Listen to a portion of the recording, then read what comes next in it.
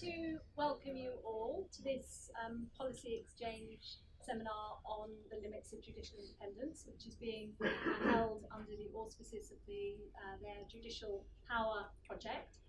My name is Kate Mallison. I'm a professor of law at Queen Mary, and relatively recently I completed a project with my colleague Graham G and Robert Hazel and Patrick O'Brien on the politics of judicial independence in the UK's changing constitution. So it's wonderful to be revisiting the topic of judicial independence today.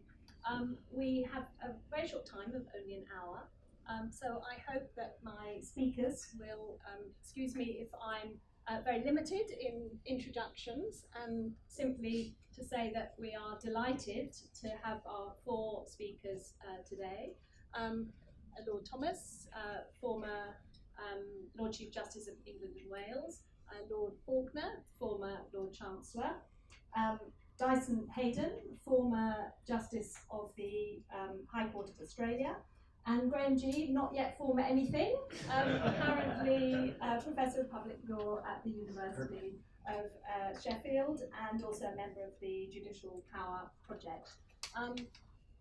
Our speakers have agreed to be very self-controlled and to speak for 6 to 8 minutes, so that there's time for questions and discussions, and we will be recording the event to make a note afterwards. So without further ado, I will hand over to Thomas. I didn't realise I was going to be the first speaker, but let me explain what I understand the focus of this to be, because obviously one could spend hours talking about the subject. But as I understand it, the focus here is how do judges decide what are politically sensitive issues without undermining the traditional independence of the judiciary, and how do we resolve this in the context of the interrelationship between branches of the state.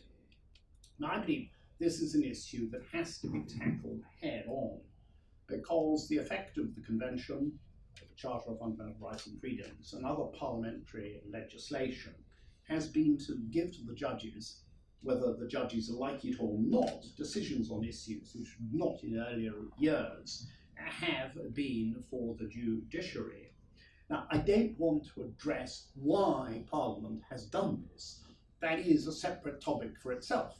Sometimes I fear that they didn't quite understand what they were doing in certain cases. They ought to understand now, but they still go on doing it, I suspect, because it's easier to pass decisions to others than to make them yourself. But that's pure speculation and a subject for a seminar in itself.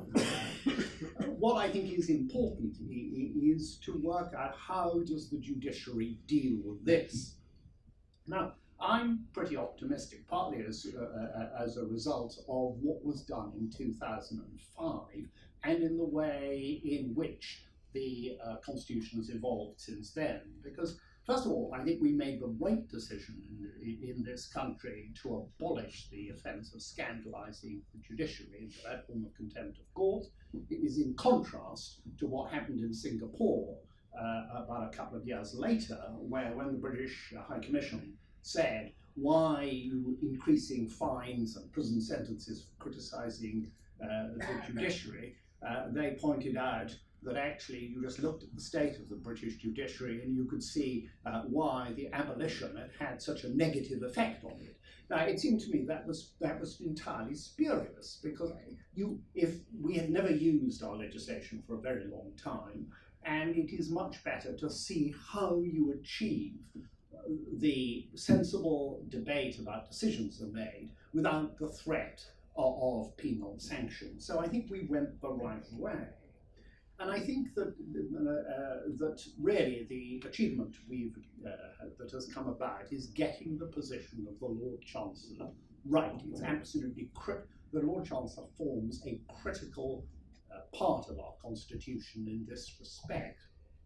And I think that if you look back at the Constitution Committee report in July 2007, very, very shortly after the legislation came into effect, you do see that there were initial problems.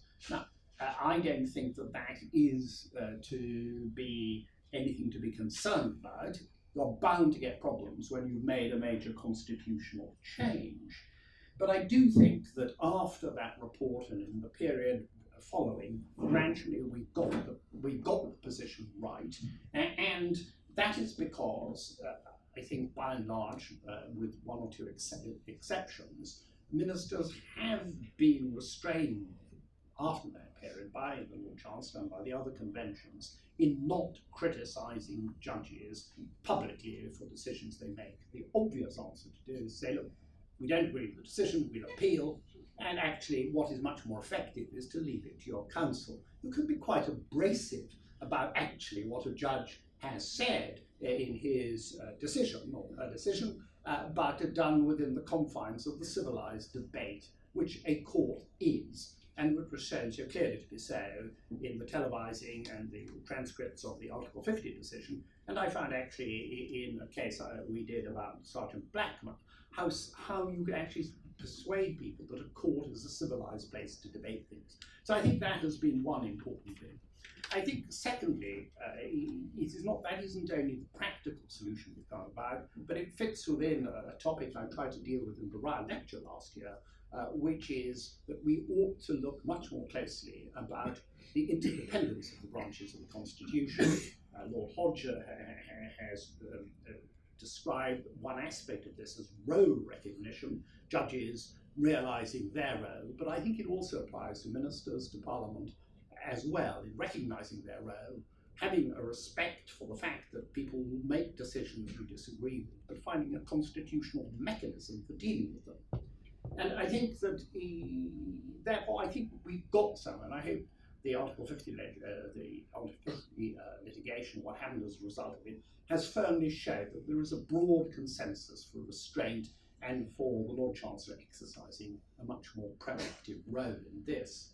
As to the judicial side of it, I think that for reasons that I'm not sure of, but what has happened is judges are now being given different decisions to make in the political sphere. Some are legal decisions, which are in a political context, or some are, well, I would probably think, ought to be decisions made by politicians, not by judges. And I think, therefore, the judges have got to understand that actually their role is one which has limits to it.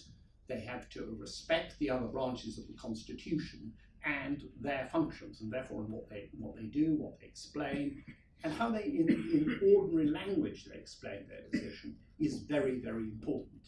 So I'm relatively optimistic that we are inching towards what is quite a sensible balance on both sides. And I do think that the change that was made in 2005, the result of that act, as it's worked out in practice, is beginning to achieve the right answer. And I think we just have to be very, very careful in new legislation that huge attention is paid to what you're asking the judges to do. And judges should not be asked to do that which is inappropriate for them. And I think sometimes politicians forget that. The question is, are there any constraints on the independence of the judiciary? And there is one massive constraint on the independence of the judiciary, and that is the law. Lord Thomas is right to say that the position of the judiciary has radically changed in reality over the last 50 or 60 years. And I think you can see the reasons for that change. First of all, the development of judicial review means that the judiciary have taken on the function of holding the government to the law. And although there are well-developed rules about how they do that, there is in reality quite a substantial discretion in the courts as to when they intervene to stop the government or the executive or the state doing something. Secondly, the Human Rights Act, which again, although there are well-defined rules, equally give the courts significant discretion. And you can see what the impact of that is in relation to things like what are the limits of the state in relation to what it can do to protect its subjects. So the Belmarsh decision in the House of Lords, as it then was, led by Lord Bingham, defines what the limits are of what the state can do to protect against terrorism, which would never have happened before the Human Rights Act. But it's not just the Human Rights Act. It's also things like the Freedom of Information Act. It was for the Supreme Court to decide quite recently. And again, although there are rules and there's a statute, there was a significant discretionary element in relation to whether or not they released Prince Charles's letters to ministers. The degree of openness in the state, the extent to which the state can protect itself against attack, the extent to which the government have got discretion in relation to taking discretionary decisions. These lines are all now being determined by the judges. And the judges are doing it after the 2005 changes in a way where they are much more identified as a separate arm of government. There's no mixing up the role of Lord Chancellor as both a judge and a minister. He's now out of the picture as far as being a judge is concerned. Nothing could demonstrate more the change. The judges are in effect on their own as a separate arm of government, friendly with the Lord Chancellor, protected internally by the Lord Chancellor, one would hope, if they get the right Lord Chancellor. But the judges are on their own, as is demonstrated by 10 yards down the road from here, the Supreme Court. Judges taken out of the mess of corridors in the House of Lords and identifiable and independent.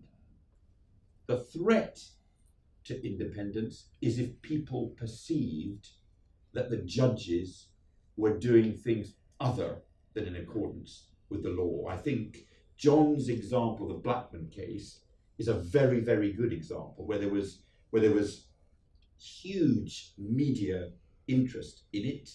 The judges approached it on the basis this was a legal question, and although these legal questions give people a framework and there is a discretion, ultimately, if the judges continually make it clear that they are applying a legal framework and coming to a conclusion, and people have confidence that that is what they are doing, then the judiciary are safe. The great strength, I believe, of our judiciary, by comparison with, for example, the American judiciary, is that there is genuinely no politics, either in their appointment or in the way that they approach the making of decisions. The often quoted example that George Bush Jr. is only the President of the United States because every single member of the Supreme Court, when confronted with the question of law as to who had won in Florida, voted along party lines. All those appointed by the Republicans voted for Bush. All those appointed by the Democrats voted for Gore. So Bush won because there were more Republicans. The public, rightly in my view, have utter confidence that our judiciary are not appointed on party lines, and although I can identify lots of judges whose views would be quite far to the left, I can identify a very small number of judges whose views would be slightly to the right. But despite that, everybody in the judiciary approaches things on the basis of the law and not anything else. As long as people continue to have confidence in that proposition, then our judiciary is safe.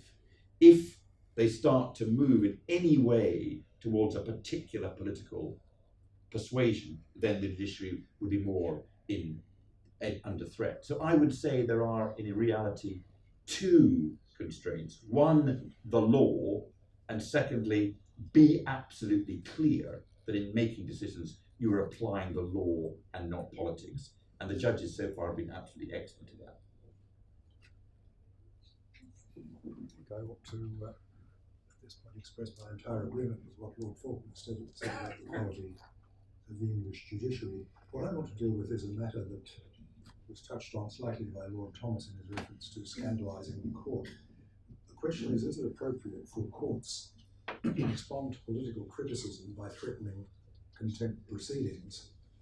And the background of what I have to say is this: in 2016, a man named Bessie pleaded guilty to preparing or planning a terrorist attack. His plan was rather banal. He planned to drive a car into central Melbourne on Anzac Day, the 25th of April. In Australia, that's a very solemn day, and there are large crowds attracted to watch marches and take part in religious services. He planned to seize a car, drive it into a randomly selected police officer. He planned to either kill or injure the police officer, then to behead the officer, grab the officer's gun, and then kill or injure as many bystanders as he could. The maximum penalty for that crime was life. He was actually sentenced to 10 years. Prosecution, Commonwealth Directorate of Public Prosecutions, took the unusual course and the difficult course of appealing against that sentence to the Victorian Court of Appeal. There are just 3 dates. The oral argument was heard on the 9th of June. A further hearing took place on the 16th of June, and judgment was delivered on the 23rd of June, increasing Bessim's sentence. On the 23rd, the Victorian Court of Appeal also delivered a judgment indicating that it would not refer certain persons to the court's prefatory for prosecution for contempt of court. If you're interested, that judgment is Director of Public Prosecutions and Bessim, 2017, VSCA 165. That second judgment arose out of an article in the Australian newspaper, the daily newspaper. On the 13th of June, it reported comments by 3 federal ministers on passages that passed in oral argument on the 9th of June. A reader of that judgment of the 23rd of June will not find out precisely what the judges said on the 9th of June, or precisely what the ministers said after the 9th of June, or indeed what the newspaper said on the 13th of June. But it seems that one judge said in argument that there was an enormous gap between Victoria and New South Wales in sentencing for terrorism offences. And she attributed that to the fact that in Victoria more weight was placed on the circumstances of the offender, whereas in New South Wales there was more of a tough on crime approach. Another judge called that gap extremely worrying. The ministers, again, it's not entirely clear what they said, but one or more of them was represented in the paper as saying that the judges had endorsed shorter sentences for terrorism, were divorced from reality, were hard-left activist judges who had eroded the trust that remained in our legal system. And one minister also described the court as being a place for ideological experiments. Now, the judges were at once defended, and the ministers were at once attacked by leading members of the party to which the ministers did not belong, and by leaders of the various professional bodies, and by the Judicial Conference of Australia, which is a sort of association of judges. The Prime Minister and 3 other ministers then supported what the 3 criticised ministers said, and the basis of their support was essentially free speech grounds. The court issued a letter calling on the 3 politicians and the publisher, editor and journalist responsible for the article in the newspaper to attend on the 16th of June, either personally or by their representatives. The purpose of the invitation was to seek submissions as to why they should not be referred to the prefatory for prosecution. The proceedings on the 16th were for the first time ever broadcast live. That day began with a long statement being read out on behalf of the court. It made the superfluous point that its decision would not be affected by what the article said. It said that the statements did not respect the separation of powers or the independence of the judiciary, and it alleged that the ministers were in contempt of court in 2 ways. One, they attempted to influence the court in its decision and thereby breached the sub judice rule. And 2, that some of the statements scandalised the court in improperly undermining public confidence in the administration of justice. Now, the ministers were in a very difficult position, and the court must have been aware of this difficulty. The ministers were Victorians. Many Victorians believe, rightly or wrongly, that they're suffering from a wave of violent crime and to a lesser extent from terrorism. It's usually thought appropriate in Australia for politicians to debate matters of public interest with their constituents. On the other hand, the government in which the ministers sat had a majority of only one in the House of Representatives. For months, opinion polls have been suggesting that if an election were held, the opposition would easily win. A charge of contempt against the ministers would require them to have left the ministry and probably have terminated their careers. A conviction for contempt would have compelled them to leave Parliament pursuant to the Constitution, even if appeals were ultimately upheld. There's also the fact that travel to places like the United States of America would probably be rendered impossible forever. Now, and of course, if they left Parliament, there would be by-elections and possibly a general election, which the government would probably lose. Those factors seem to have led the ministers, in particular, to execute a series of inglorious retreats. The Australian newspaper is ultimately run by Mr. Rupert Murdoch. He's very accustomed to dealing with troubles of this kind, and his counsel lost no time in making a full, or indeed fulsome, apology. But the ministers first offered explanations and then regrets and then excuses. They withdrew various statements and then ultimately they apologised. And they were this was all done against the background of persistent complaints by the court before each new stage in the retreat was undertaken, that the previous stage had not been sufficiently extreme. In the end, it all worked because the Court of Appeal decided not to refer the ministers or the newspaper people for prosecution. I think the ministers can be criticised in three respects. First, they did not consult any primary source revealing what the Court of Appeal judges had actually said on the 9th of June. It is true, though, that if they had tried to consult the best source, namely the transcript of the oral argument, they would have learned nothing because it was not available on that day. Indeed, it remained unavailable until at least after the newspaper article, when the newspaper tried to get it. A second point would be this, I think. What the minister said did not rise to any great statesman-like heights. There was no Gladstonian gravitas in what they said. But can one really view it as anything more than a collection of very tired, feeble, demotic cliches? What they said was cheap and standard currency. The third criticism, I think, is that it might have been better to have waited until the appeal was over in order to work out whether the court justified the allegations against it or not.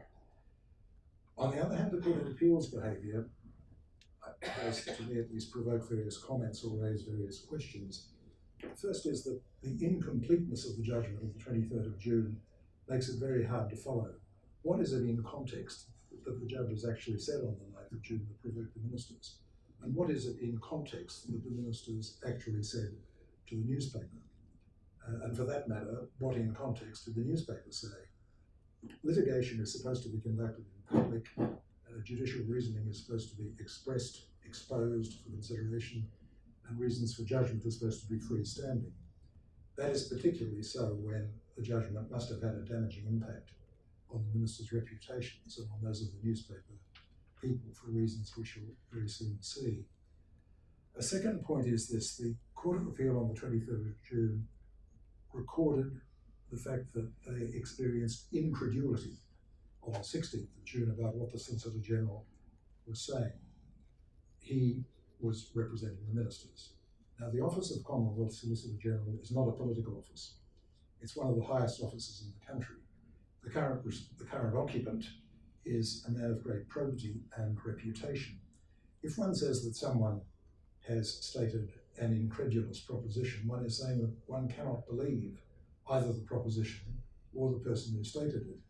If a thing like that must be said, the time for saying it would seem to be not in the middle of the argument, but after the argument is over, or the time even for formulating it. The third point is this: the opening statement that the Court of Appeal read out on the 16th of June said that the purpose of the hearing was not to debate whether contempt had been committed, but simply to hear what the ministers and the newspaper people had to say before deciding whether a prosecution should be instituted. It is certainly true that the Court of Appeal did not debate whether contempt had been committed, but it is also true, unfortunately, that in their judgment of the 23rd, they said many times over that it had been committed.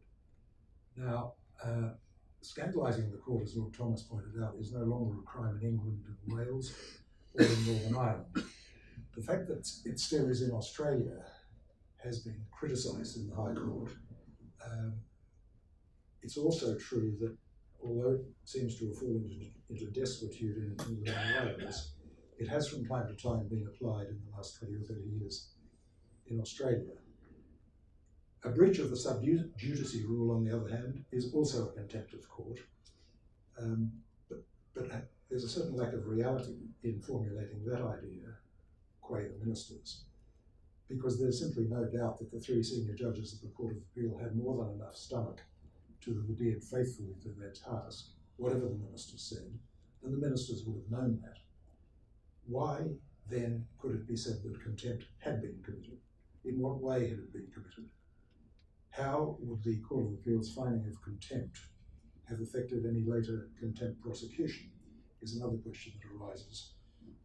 Why should the reputations of the ministers and the newspaper people be damaged without them being permitted the safeguards they would have had in a criminal prosecution?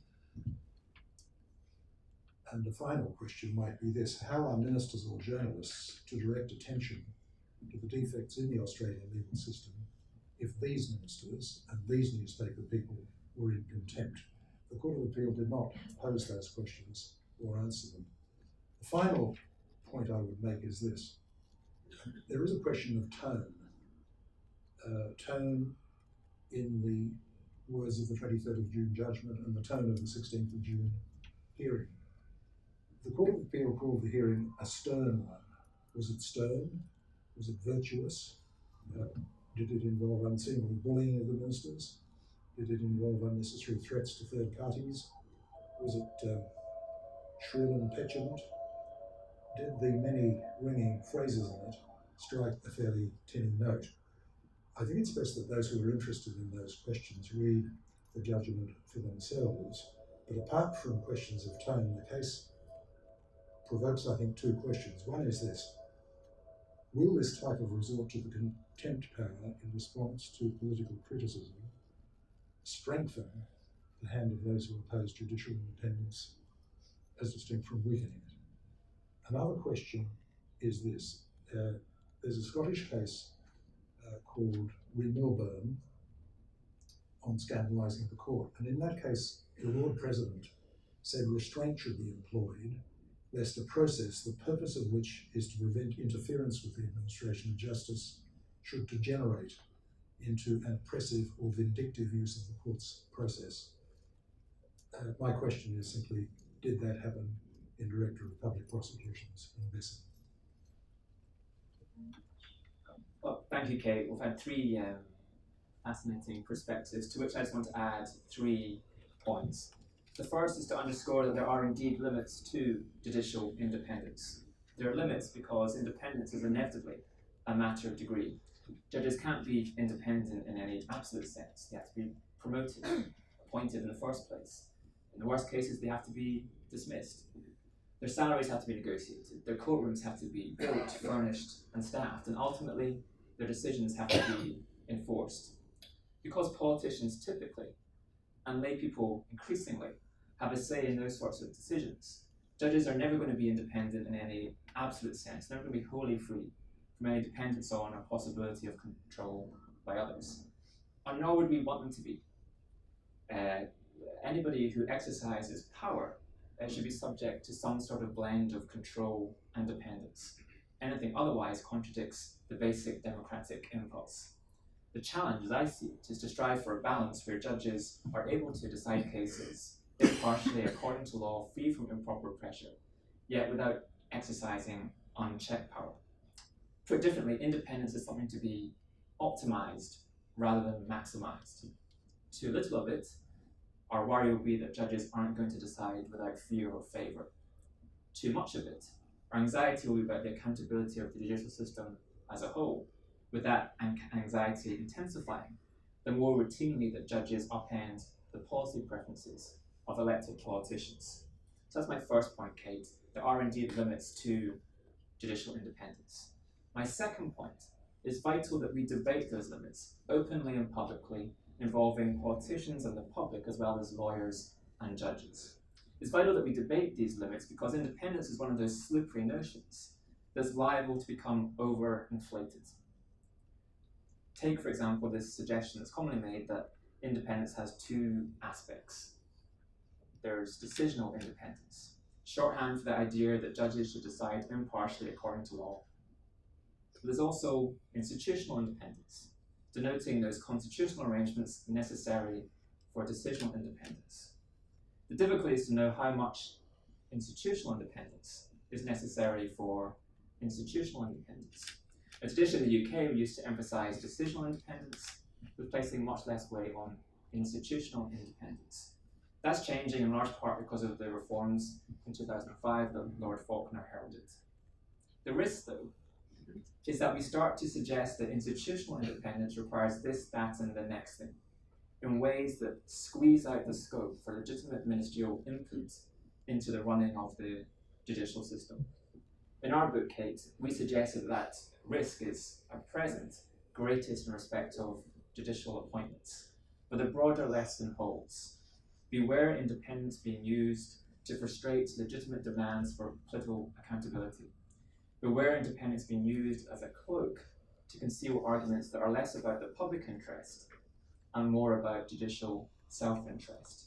Beware independence being used to try to shut down legitimate debates about the patterns of judicial decision-making. So my first point is that there are limits. My second point is that it's vital that we debate those limits. My third and final point, Kate, is that my sense, although today is an exception, my sense is that when we debate those limits, we often have in mind what politicians should and shouldn't do, and somewhat less so what judges should and shouldn't do. Let me give you an example from November, where the Times reported that Lady Hill had thrown her weight behind that newspaper's campaign for the law to be changed to end fault-based divorce. And it's no surprise that Lady Hill favours overhauling the divorce laws. In the 1990s, when an academic, Lady Hill co-authored the Law Commission's report that advocated change to get rid of the requirement to show fault. What strikes me as surprising is that 25 years later, as the UK's top judge, Lady Hill should make such a brazen intervention on a potentially controversial question of social policy. Now, irrespective of the rights or wrongs of Lady Hill's views on no-fault divorce, her comments were constitutionally improper. Judges are not free to comment on matters of public controversy writ large. Now, it's true that the Code of Conduct of the Supreme Court recognises that judges, and senior judges in particular, enjoy some scope to comment on matters pertaining to the administration of justice and judicial independence. But that recognition in the Code of Conduct is precisely intended to limit the sorts of comments that are made. So judges, generally speaking, can comment on the practical or technical aspects of policy, but as a general proposition, they shouldn't comment on the merits of policies, and they certainly shouldn't be agitating for one policy choice over another. In the example that I've given you, Lady Hill was speaking out on an important question of social policy that, at least as I see it, doesn't directly affect the administration of justice in a sufficiently grave way to warrant those comments. And she was doing so in a way that made clear her views on our polity's current policy choice. To my mind, this was wrong and ill-advised. It also raises a very real question, as I see it, as to whether Lady Hill should feel able to sit in the Owens case that's going to come before the Supreme Court later this year, where the court will be invited to reconsider how to interpret Section 1.2b of the Matrimonial Causes Act. Now, in the same interview with the Times, Lady Hill also called for legal rights for cohabitants to be extended. That interview appeared on the same day that the Times published a letter by an advocacy group called Resolution. Resolution's letter called on the government to legislate to provide basic rights to cohabiting couples upon separation. Several legal luminaries signed that letter, including Lord Hope, Lady Hale's former colleague on the court. Reading that letter, one might reasonably speculate, or at least be led to wonder, whether Lady Hale had coordinated her comments on cohabitation to be around the time that this advocacy group was starting a high-profile lobbying effort. If Lady Hale did indeed, if Lady Hale did indeed make her comments aware that resolution were about to engage in these lobbying efforts, then I fear that she may have breached the Supreme Court's code of conduct in a second way. That code warns justices that they must take care to avoid associating themselves with any particular organisations or causes, lest that create the perception that the justice favours that organisation or cause. Now, let me be clear, Lady Hale is not the first judge to speak publicly on the need to reform the divorce laws. Recent presidents of the Family Division have done the same. But to my mind, that doesn't make her comments any less troubling. Spare a thought for voters, activists, or politicians who oppose changing the divorce laws, or who want the current law on cohabitation to stay the same. They should not be placed in the position, irrespective of the rightness or wrongness of their views, they should not be placed in the position of thinking that the President of the Supreme Court is amongst their political opponents, that the President is trading on the majesty of her office to advance her own sincere, reasonable, but contestable view on what many will regard as an important question of social policy. Now, through public comment, senior judges have a vital role to play in educating the public about the way the judicial system works and the challenges that confronts the judicial system. But when making such comments, the margin for error is thin, and great care is required. Alas, Lady Hale has not always shown sufficient care, and nor is she alone in this. Okay, allow me to conclude with this final observation. Lady Hale's concerns about no-fault divorce and cohabitation are long-standing, heartfelt, and they are born from considerable experience in the practice and study of family law. Nobody knows family law better than Lady Hale in this country. However, if Lady Hale wants to agitate for policy change on this matter, and if she wants to coordinate her efforts with an advocacy group called, such as Resolution, the limits of judicial independence tell us very clearly that the appropriate course of action is for Lady Hale to resign her judicial office. With that observation, I'll close. Thank you to all our speakers. We have 20 minutes left, so it'd be great to hear some questions and comments. Can I suggest that we take 3 at a time and then responses? Hand up over there to start with. I think, sorry, there's a mic coming out. John Holbrook. It seems to me that the key thing about judicial independence is that judges make decisions within a given legal framework. And what follows from that is that we should respect their professional integrity to resolve issues within that framework. But what doesn't follow from that is that we can't criticise the framework. And as judges are increasingly making political decisions, I accept it's not their fault, they've been given these powers by Parliament. But as they are increasingly making political decisions, we must retain our freedom to criticise that legal framework. And I'm struck by how infrequently or rarely that happens, and I think that's a great shame. The exception, of course, in recent times was the Gina Miller case, whereas we know the Daily Mail said that the judges were enemies of the people. Now, it seems to me that was the wrong point to make, because that was challenging the judge's professional integrity. If, however, the Daily Mail had said that the law was an enemy of the people, then it seems to me that would have been a perfectly proper point to have made. You may not agree with it, but that's the sort of political debate and response that we need to have to these decisions. I wonder if Lord Thomas would agree. Well, shall I take a couple more? Yes. Yeah. There's one at the front here. Edward Folks. I don't want to pick on Baroness Hale, but since you talked about appointment of judges, I wonder if the panel has any views about the wisdom of her observation that there might be a political element in the future in the appointment of judges, perhaps politics from both sides of the political spectrum. Would that be a good idea? And if so, would it result in judges making decisions which are more politically fine-tuned, or would it be a bad idea? somebody just. Richard.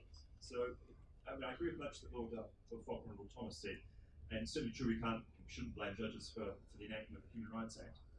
But the example of the Freedom of Information Act is an unhelpful one for your cause, I think, because the Act does not confer discretion on courts that has to be exercised in a contestable way. The Supreme Court case in question, assuming we're the same one, the Evans judgment, involves a majority of the court in different ways undercutting the clear ministerial discretion. It's not just my view, it's the view of the extremely vigorous dissent. Here you've got the court shrugging off in different ways the discipline that the law should have placed upon, as the dissenting judges see. We pause there for responses, thoughts, comments?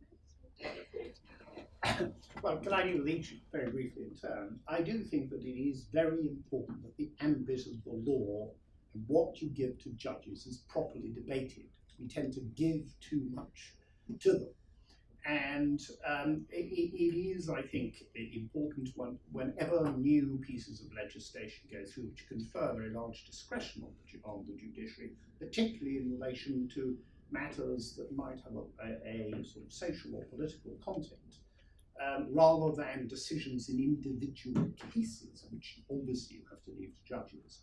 That there should be more debate. We give the judiciary, in my view, too many things to do in this respect. On the second point, the political appointment of judges, I think this would be a retrograde mistake. I think we've actually got a good system at the moment, and it is working out, and I would not wish to see us go back.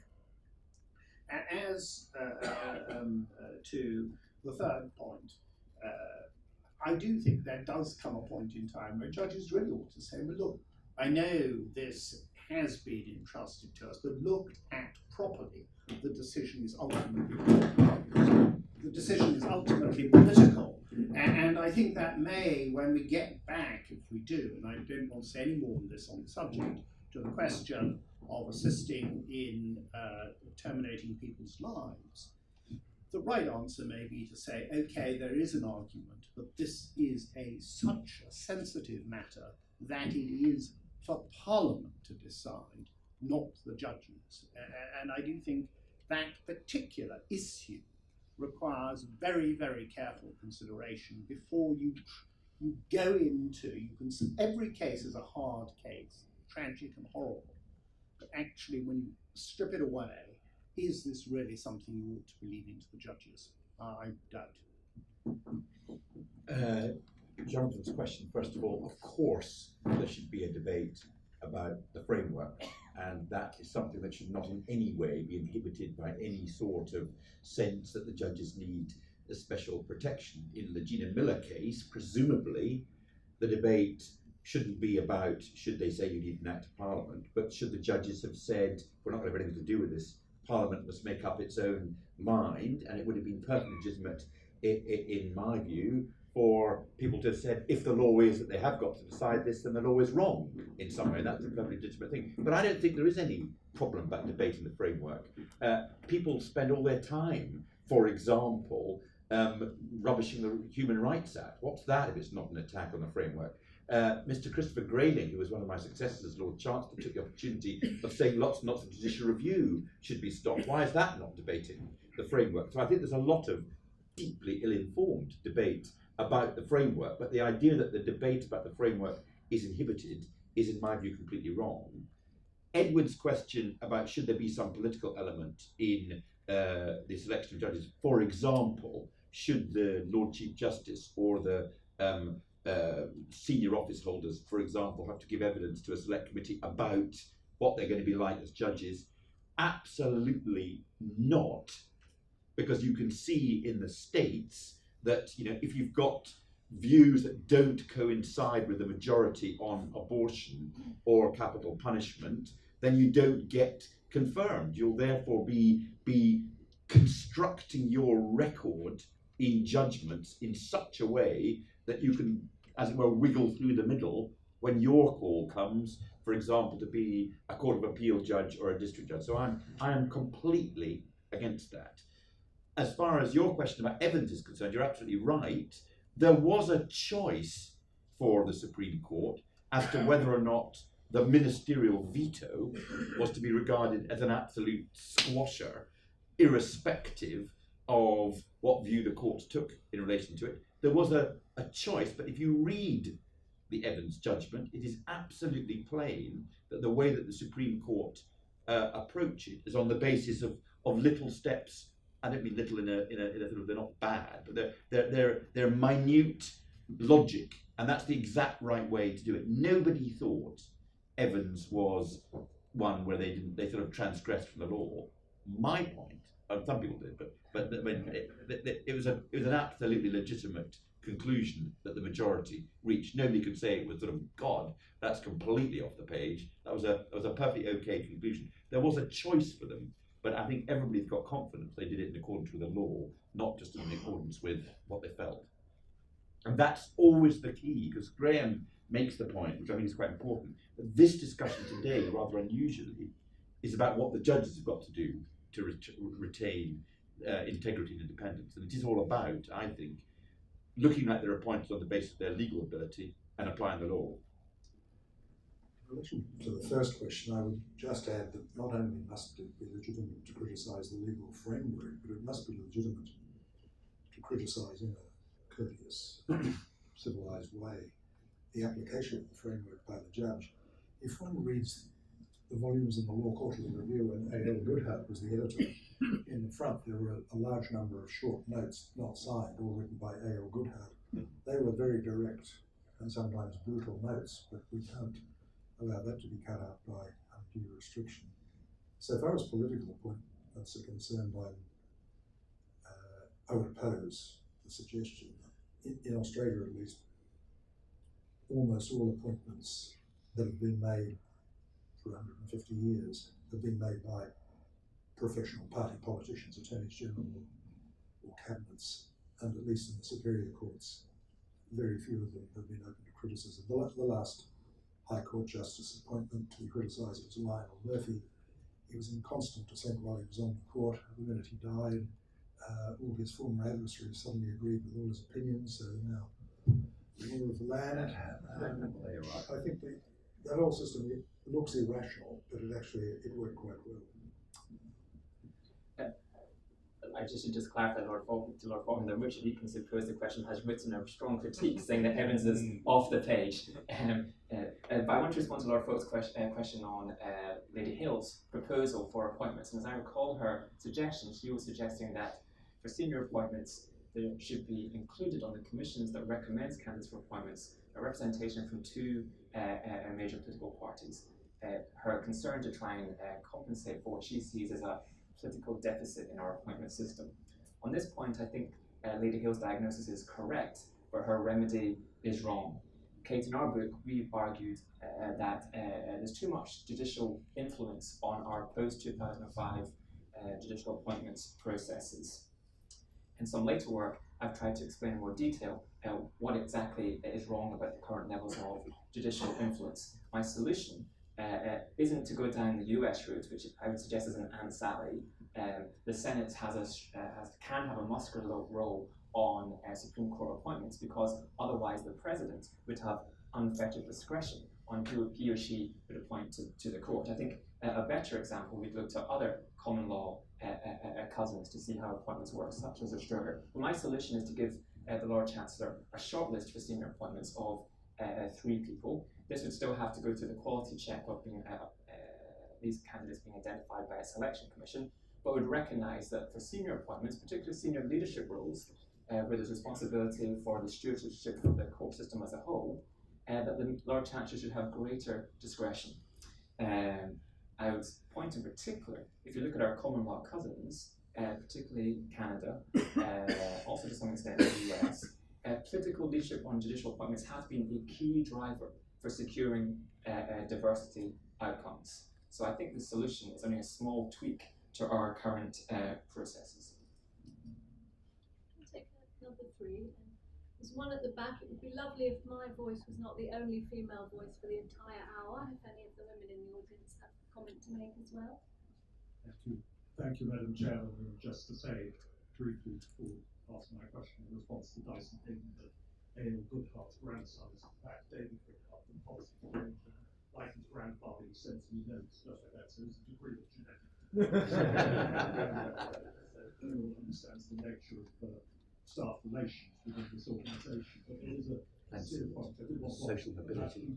The definition of judicial independence, because it seems to be looking as an outsider and as labelled that the definition of judicial independence has somewhat narrowed from the traditional one as been narrowed down to independence of the executive, solely and of ministers. And of course, in traditional terms, I think to you, Madam Chairman, or some of your writers written the traditional definition of independence, judicial independence, is independence of other judges. It was designed to prevent groupthink amongst the judiciary. And one of the developments in the last 25 years, amongst the many changes which Lord Falconer alluded to, is that there has been a rise of the collective view of the judiciary, which previously used not to be articulated in that way. And that is one of the things we talk about rightly, that MPs have perhaps vacated the field, ministers have vacated the field, and that's why judges become more exposed. But judges have also exposed themselves more to criticism by virtue of, as it were, speaking out the collective view of the judiciary, however rigorously and articulately, and therefore people think of it in a newfangled way, perhaps compared to our traditional mores and norms, as a sort of standing out, sort of they've become that sort of kind of tall poppies, question mark for all the panelists, but particularly for Lord Falconer and for Lord Thomas.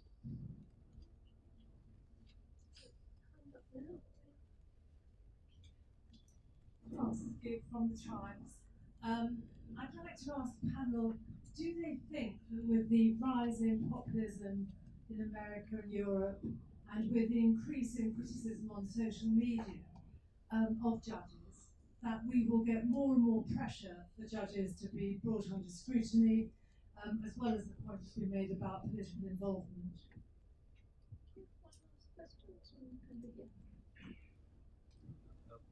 Policy exchange. I'm an economist, but I've taken a very long-standing interest in the evolution of the law over the last 40 years in policy orientation of the courts. The way courts have found themselves having to work in areas where a forensic setting may find it more awkward. What I'm particularly thinking of is the complex trade-offs in use of resources in judicial review cases related to local authorities, in particular over housing, where they are involved directly through the family division in making very complex decisions around children's cases, and sometimes in review social security transfer payments, and the extent to which the courts are able to make those decisions as well as an administrative or a political body or a local authority. And because sometimes when you look in from the outside, it seems to be a menu without prices and with very little sense of opportunity cost. Okay, groupthink, first of all. I think it is something that you're absolutely right we have to guard against, because the pressure within almost any organisation these days to conform to the organisation's line is enormous. And in the judiciary, one of the most important things to encourage are dissenting judgments. Secondly, to ensure that pressure isn't put on people to conform in their independent judging thinking. And I think this is very important when you're looking at the way in which the judiciary is structured, that we do this. And then in expressing views externally about things, I think there are 2 points to make. One, I do think judges have to be very, very careful about the subjects about which they speak. But secondly, there are on some issues, it is quite important that if the judiciary reaches a broad consensus through its internal mechanisms, then it's probably sensible to speak with one voice, otherwise you never get anywhere in difficult issues that concern the judiciary. On the second point, populism and scrutiny, I mean, populism, I think, is a considerable problem. I mean, you only have to look at what's happened in Poland, more recently in Romania, to see, in a sense, how it is not difficult in certain circumstances to create popular hostility to the judiciary. I, as regards, the pressure in social media, I think one of the difficulties about certain high-profile cases is that where the commentary would have been, if I may, with respect to a number of people in this room, say would have been responsibly made by someone who understands it, I think there is a real danger of people making criticisms that gain ground that are completely uninformed. And finally, on the use of resources, I think one of the criticisms that people might make about what has happened to judicial review is it has tended to concentrate more on the merits of decisions rather than the process. There's been an imperceptible change. Well, it's now much more perceptible change over the years. And I think that certainly I found, if I may just change the subject, but it illustrates it, in trying to reform criminal procedure, it was very foolish to try and do this in court. It was much better to give it to a committee, because you are necessarily limited by the advocacy and the information in front of you. And this was the conclusion in respect of criminal sentencing. You gave it to an independent body. And I think on the whole that is right. You don't want judges deciding broad questions of that kind. You want the application of the judicial skills to resolving a particular dispute rather than a wholesale policy. On Dean's point about groupthink, I agree with John. I don't think there's groupthink about, as it were, black letter legal issues. You'll get a whole variety of views about what the right resolution of a classic legal problem is, and that's why you get dissents in the House of in the Court of Appeal. That's why you get dissents in the Supreme Court, like in the Gina Miller case. It was an 8-3 decision in the Supreme Court. There is, however, a significant shift in relation to the administration of justice issues. Take the example of how long does it take to resolve the question of whether a child should be taken into care. The president of the family division said, we've got to deal with all of these cases within 26 weeks of the process starting, and you, judges, must not adjourn a case to end up with it taking longer than 26 weeks unless there's a good reason to do that. That was, on one view, interfering with what would commonly be a judicial discretion as to whether to adjourn or take longer than 26 weeks. But the group of judges all have gone along with that, in my view, rightly, because that is plainly an issue which goes to the good administration of justice, and which is a matter for the judges and nobody else to decide. As it happens, a statute has subsequently been passed saying 26 weeks should be the target that should be aimed for, but the judges led the way. And to the extent that there is group conduct in relation to getting better outcomes in the justice system, I'm all for that. As far as Francis's point is concerned about will the judges come under greater pressure because of social media, of course they will come under greater pressure, because the nature of the media is now a much more unfiltered, uninhibited form of expression. The question of whether that pressure makes a difference, I think, comes straight back to the question, do the judges continue to get public respect? And as long as they do continue to have public respect, then I don't think the pressure from social media is going to make that much difference, particularly when the judges, although they are perceived to be quite a weak part of the constitution by comparison with the legislature or the executive, they reinforce each other. And what they regard as validation is how their peers think of them. And if they continue to behave in a way that is really high quality public service and they validate each other, then I think they will be strong enough to survive in relation to the social media stuff. Look at the way that the state still reaches for a judge when there is a problem. I think the experience of Martin Moore-Bick is quite instructive. He was the victim of a huge amount of attack for being appointed as the judge to investigate the Grenfell Tower thing. I think most people would regard him as an absolutely independent-minded and very high-quality judge. I suspect he will produce a pretty good report, and I suspect that will then vindicate the judges there. But again, it all depends on the quality of what the judges do that determines their high quality. The final question was about economics. John will correct me if I'm wrong, but although judges are willing to strike down irrational decisions, which may have quite complex financial consequences, my experience is that by and large the judges are not seeking to make complicated economic choices between one thing and another. They will be focused on the particular decision that has been made. For example, refiguring the Tameside schools, or is the new system for fares in the underground okay? They will look at the decision and look if it looks like a rational decision.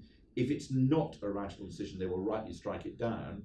And then I'm afraid it's for the politicians and the government to decide what the economic consequences of that is. I haven't seen the judges really getting heavily involved in, as it were, balancing one economic claim against another.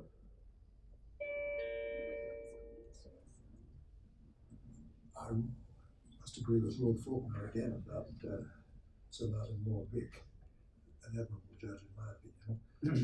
I would say this to Ms. Gibbs' question or point.